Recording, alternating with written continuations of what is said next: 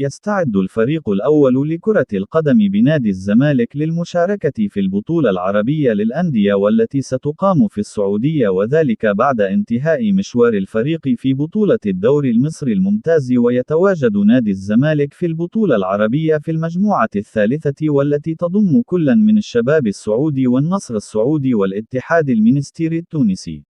وسيلتقي نادي الزمالك في المباراة القادمة مع الاتحاد المنستيري التونسي ضمن منافسات الجولة الأولى لدور المجموعات بالبطولة العربية يوم الجمعة المقبل 28 يوليو في 6 مساء بتوقيت القاهرة والسعودية وقطر على ملعب الملك فهد الرياضي. وستذاع المباراة عبر قناة SSC السعودية.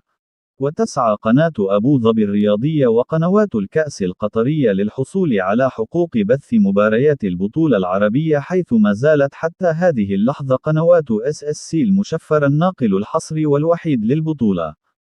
وبعدها يلاقي نادي الزمالك الشباب السعودي في ثاني مبارياته والتي ستقام يوم الاثنين 31 يوليو، ثم يختتم نادي الزمالك دور المجموعات في البطولة العربية بمواجهة النصر السعودي يوم الخميس 3 أغسطس. وتقسم الأندية المشاركة في دور المجموعات بالبطولة العربية إلى 4 مجموعات، كل مجموعة تحتوي على 4 فرق تلتقي بعضها البعض مرة واحدة، ويتأهل صاحب المركز الأول والثاني إلى ربع النهائي.